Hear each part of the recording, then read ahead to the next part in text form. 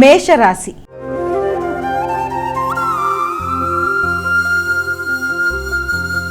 అమ్మ, మేషరాశి వారికి ఎలా ఉంది ఈరోజు? మేషరాశి వారి విషయాన్ని కనుక చూసుకున్నట్లయితే మేషరాశి వారికి వృత్తిపరమైన విషయాల మీద అధిక శ్రద్ధ తీసుకుంటారు.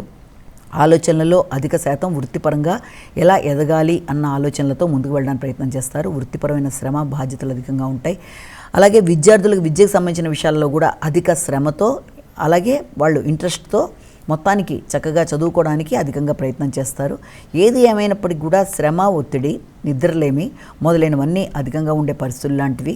అదేవిధంగా ఆహార స్వీకరణ విషయంలో కూడా కొన్ని చిన్నపాటి లోటుపాట్లు, ముఖ్యంగా భాగస్వామి వ్యవహారాలు, జీవిత భాగస్వామి యొక్క ఆరోగ్య విషయంలో కూడా తగిన శ్రద్ధ తీసుకుంటూ ముందుకు వెళ్ళడానికి, విశేషంగా కృషి చేయడానికి అవకాశం ఉన్న సమయంగా దీన్ని మనం భావించవచ్చు.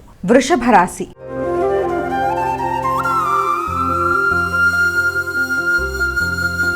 అమ్మ, వృషభ రాశి వారికి ఎలా ఉంది ఈరోజు? వృషభ రాశి వాళ్ళకి సాంఘిక సంబంధాల కన్నా కూడా సామాజిక సేవ అనేది చాలా అధికంగా చేస్తారు. సమాజంలో గుర్తింపు, గౌరవం పెంపొందుకునే దిశగా ప్రయత్నాలు లాంటివి చేస్తారు.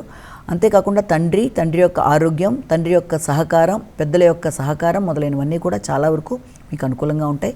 మీ యొక్క వ్యక్తిగత ఆలోచనలు, మీ యొక్క వ్యక్తిగత శ్రద్ధ, అలాగే మీ వ్యక్తిగత డెవలప్మెంట్ అన్నీ కూడా చాలా వరకు అనుకూలంగా ఉంటాయి. మంచి ఆలోచనలతో ముందుకు వెళ్ళడానికి విశేషంగా కృషి చేస్తారు. వృత్తిపరమైన అభివృద్ధి అనేది ఏర్పడుతుంది. విద్యాపరమైన విషయాలు కూడా చాలా వరకు అనుకూలంగా ఉంటాయి. మిథున రాశి.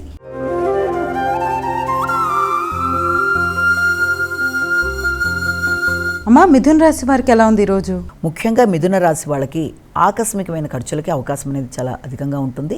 ఖర్చులని ముందుగా నియంత్రించుకోవాలి. ఆర్థిక విషయాల్లో తగిన జాగ్రత్తలు తీసుకుంటూ ముందుకు వెళ్ళాలి. మాట్లాడేటప్పుడు కానీ, అలాగే సంఘంలో వ్యక్తులతో మీరు ముందుకు వెళ్ళేటప్పుడు కానీ తగిన జాగ్రత్తలతో ఇతరులకు వాగ్దానాలు చేసేటప్పుడు ఆర్థిక విషయాలు, ఆలోచనలు, అలాగే మీ ఆరోగ్యం, ముఖ్యంగా ముఖ్యమైన పనులలో వాయిదాలు లాంటి విధానం ఏర్పడే అవకాశాలు ఉన్నప్పటికీ కూడా దాన్ని అధిగమించే ప్రయత్నాలు చేయాలి.